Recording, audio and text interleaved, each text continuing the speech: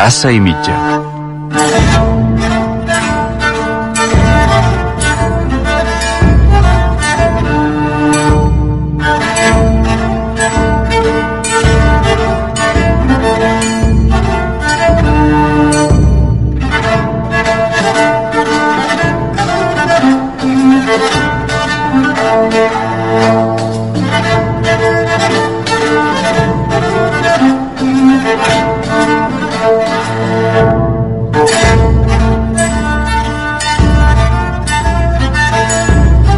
Continuem endavant al Tassa i mitja, ara amb música d'aire medieval, amb aquest tema de Jordi Savall que es diu Danza de las Espadas. Jo no sé si hi ha moltes espases o no en la novel·la que avui ens ve a presentar el seu autor, perquè, vaja, és una novel·la acabada de treure del fons, just ahir se presentava, i si voleu el saludam i que ens ho expliqui. La novel·la es diu In nomine Dei i ell és Juan Antonio Rodríguez. Com estan? Benvingut. Buenas tardes, gracias, Noemí. Orgullós en aquest moment, m'imagino. Son tantas sensaciones, orgulloso, por supuesto, también, no sé, feliz, el dar a luz, ¿no?, una criatura después de tantos años de gestación, podemos decirlo de esa manera.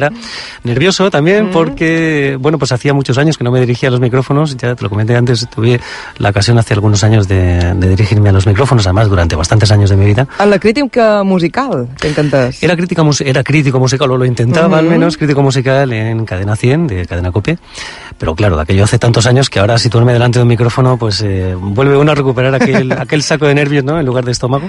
A més, amb un altre rol, que també això afegeix, doncs això, emoció, m'imagino. Sí. Perquè hem de dir que Juan Antonio Rodríguez, a part d'haver dedicat part del seu temps als micròfons, una cosa que ja vos dèiem des d'aquí que enganxa, és un apassionat de la història, per això és historiador, especialitzat en art, però la història medieval t'interessa especialment. Sí, especialmente. La historia... tenemos la dichosa manía de encajonar, ¿no?, los periodos. Desde este periodo hasta este periodo forma parte de este cajón. Luego desde este periodo a este periodo, este otro cajón, ¿no? Además uno se plantea, bueno, si un periodo termina en el siglo I y el siguiente empieza en el siglo II, en ese año 99, ¿qué sucedió, no?, para pasar de un periodo al otro? Me lo estoy inventando, pero tenemos esa dichosa manía. Yo, como historiador, pues ja acaté des d'un principi que eso hay que hacerlo así y asumí que desde... És una convenció, no? Això també passa en el món de la ciència, per exemple. És una necessitat de classificar les coses en espècies, en grups... Claro, eso facilita el estudio, facilita la clasificación, facilita la búsqueda en un momento determinado. Y en su momento, pues consciente de que había que hacer esa clasificación, pues decidí enamorarme de alguna... No, la que realmente me llamó más la atención fue la historia medieval y el arte medieval. Eso fue lo que, no sé, de alguna manera...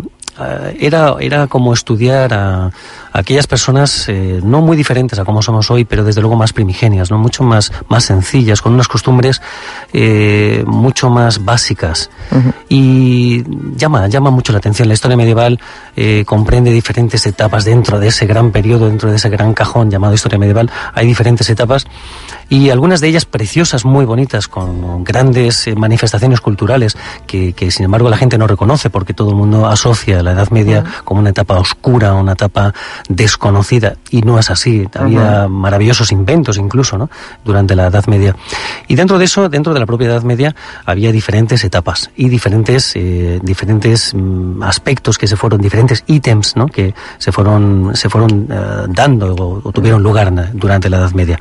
Algunos de ellos pasaban más desapercibidos, otros durante la carrera, que fue cuando lo estudiaba, otros consiguieron sorprenderme, cautivarme y hacer que realmente tuviera la necesidad, no?, de buscar, de encontrar más, documentarme más sobre aquellos temas. És a dir, fets històrics que te cridaren moltíssim l'atenció i que vares dir, per aquí he de seguir jo investigant. Sí, efectivamente, porque, insisto, siempre parece que la Edad Media no pueda ofrecer o no deba ofrecer algo nuevo a lo que ya se conoce, y sin embargo, a la que profundizas un poco, a la que rascas un poco en los libros de historia, en Google también, por supuesto, encuentras episodios apasionantes, encuentras momentos históricos tristes, lamentables, però otros también muy bellos i coses que realment inspiren, no? Hi ha moltes persones que tenen curiositat, no?, i quantes vegades hauran pensat, ai, quina il·lusió me faria, no?, poder mirar per un foradet cap a l'edat mitjana i veure què passava en aquell moment. De qualque manera, per exemple, les obres d'art en són testimonis, i de qualque manera són això, fragmentats d'aquella història que han arribat als nostres dies. Tot plegat és una història, són coses apassionants, no? I que, doncs això, una persona amb curiositat pot tenir moltes ganes de satisfer. Però això de l'escriptura i de posar-se a escriure una novel·la ja de ficció, entenc, perquè tot i aquest caire històric que pugui tenir, In nomine Dei, la novel·la que avui ens acompanya, és de ficció. Sí, buena pregunta. Vale, que m'hagas esa pregunta. Tenía ganas de decir que bé, eso también. Me fue ganas que m'ho digues qualcú. A ver, sí, efectivamente es una novela de ficción, pero no deja de ser por ello una novela histórica. Entonces, claro, eso nos lleva a que vamos a encontrar, a medida que vamos avanzando en la novela, tanto personajes históricos reales, pues papas, condes, reyes, etcétera, y por supuesto mezclado con personajes ficticios, y eso es lo que haría que habláramos de una novela de ficción. Pero son necesarios los personajes ficticios en toda novela. Si no introdujéramos algún personaje inventado por el autor, una novela sería aburridísima, no sería una novela, sería un libro de historia. Si lo queremos es novelar esa historia, yo creo que es obligatorio, ¿no?, introducir algún personaje ficticio, que son los que le dan realmente dinamismo, ¿no?, hacen que la novela no sea aburrida. I In nomine Dei també ens dona una idea de quina és la temàtica principal d'aquesta novel·la, perquè, no sé jo, les creences religioses de les persones a l'edat mitjana com eren? Lo eran todo. Las creencias religiosas lo era todo, suponía todo. La Iglesia dominaba, y con esto no estoy ejercitando ahora ningún tipo de crítica hacia la Iglesia, sino simplemente un repaso de valor de lo que realmente había. La Iglesia dominaba totalmente el parecer de las gentes. Las gentes dependían absolutamente de lo que se les obligaba a creer, ¿no? Es decir, si la Iglesia se empeñaba en que los campesinos, por decir algo, por un ejemplo, debían participar con los diezmos en los ingresos de la Iglesia, la mejor manera era detener a esos campesinos atemorizados. ¿De qué forma? Pues a través de la fe. Si cometían pecado, ese pecado debían de alguna manera restituirlo o pagarlo, y eso era a través de los diezmos, ¿no? Se cobraban diezmos, tampoco durante toda la etapa medieval, pero había épocas en las que se cobraba diezmos un poco por todo. Diezmos por cruzar un puente, diezmos porque te casabas y querías tener relaciones sexuales con tu mujer esa noche. Esos diezmos a veces iban a las arcas reales y otras veces iban a la Iglesia. Y con todo ello, en definitiva, la fe era el 90%, ¿no?, de la vida cotidiana. Prácticamente obligatoria. Era obligatoria, es que era inevitable. Y de hecho nadie se planteaba si podían evitarla. La fe y todo el dogma y todo todo lo que representaba la Iglesia cristiana. No, nadie se lo planteaba porque nacían, crecían, se desarrollaban y morían conociendo que todo lo que había de trasfondo en su vida era la religión y el intentar no pecar. Per tant, això era el context d'aquella època, però In nomine Dei, la novel·la de Juan Antonio Rodríguez, la portada, a part de dur el títol, i dur aquí doncs, unes frases que ens diuen desafiaren l'Església i desconeixien les conseqüències. Per tant, qui són aquests que desafiaren l'Església? A la teva història, evidentment. Sí, vamos a ver. ¿Quiénes desafiaron a la Iglesia, ¿no? En el siglo XIII empezaron a surgir las primeras herejías, por así decirlo. En definitiva, eran aquellas religiones que se separaban de la ortodoxia cristiana, ¿no? Es decir, los valdenses o pobres de León, seguidores de Pedro Baldo, los patarinos o patrinos en el norte de Italia, y por supuesto, entre otros, porque había muchísimas más herejías, estaban los cátaros, ¿no? O buenos hombres, como se llamaban a sí mismos. Se trataba de religiones derivadas y desviadas de la religión católica y tenidas por la religión católica, como herejes. Sin duda el apelativo más peligroso en la baja y la plena Edad Media, así como lo fue, por ejemplo, el apelativo de bruja o brujo ya en la baja Edad Media. Perillós perquè te podia costar la vida, que te considerassin. Te costaba la vida. Si tenías una denuncia de un vecino, y ojo, porque eso es interesante, el vecino te podía denunciar porque realmente pensaba que eres hereje y él quería quedar bien congraciarse con la Iglesia, o simplemente porque podría ver de alguna manera que podría llegar a obtener tus posesiones, ¿no? Tu patrimonio. Sí, eso es tu patrimonio. Entonces, una manera de conseguirlo era, pues llegando a un acuerdo con la Iglesia. Yo lo denunciamos por herejía, yo me quedo con esto y tú te quedas con esto otro. Entonces, las denuncias estaban al día. Esa denuncia durante la alta y la plena Edad Media era con el apelativo hereje, probablemente el más peligroso, y ya durante la baja Edad Media ya no era la herejía, sino más bien el apelativo de brujería. Déu-n'hi-do. Sí.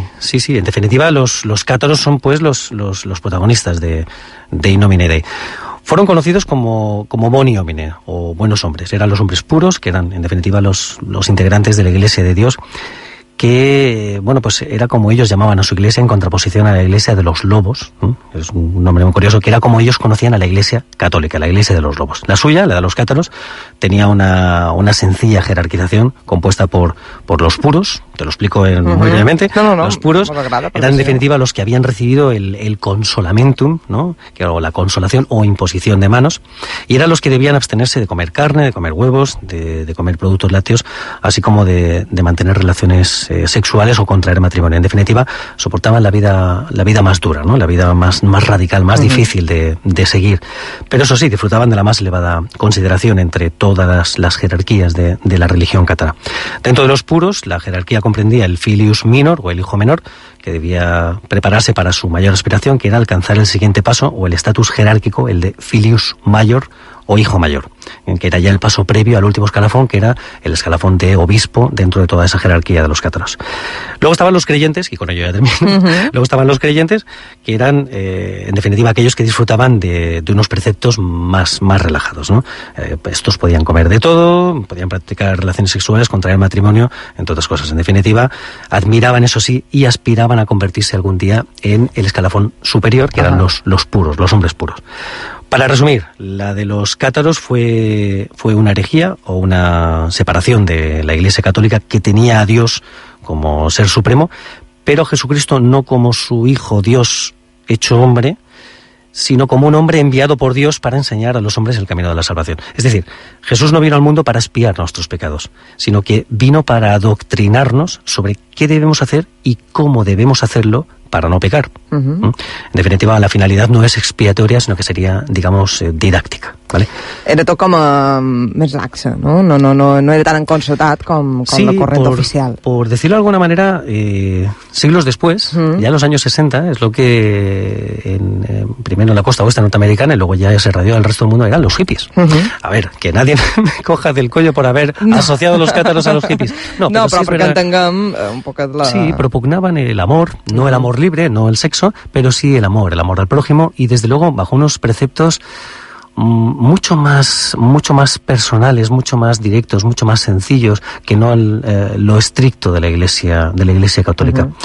Claro, con ello conseguían que el pueblo viera mucho más fácil, mucho más digno, mucho más bonito seguir esa herejía, que era una separación de la Iglesia Católica, que no seguir la doctrina tal cual la ordenaba la Iglesia Católica. De ahí que los adeptos se iban multiplicando exponencialmente. Per això desafiaven l'Església. Claro, es que eso suponía un desafío directo a todo lo que es el solio pontificio, ¿no? Eso era un desafío absoluto. Primero porque negaban los sacramentos, y ya con eso estaban atacando los cimientos de la Iglesia. Segundo porque negaban el carácter divino de Jesús. Imagínate, nada menos, todo eso en plena Edad Media.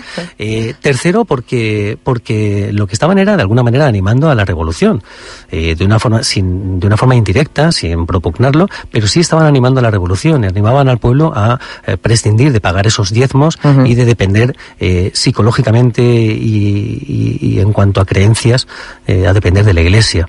Claro, eso suponía una amenaza directa para los cimientos de la Iglesia, de ahí que la Iglesia decidiera perseguir esas herejías y particularmente y de una forma definitiva i categòrica la herejía de los cátaros.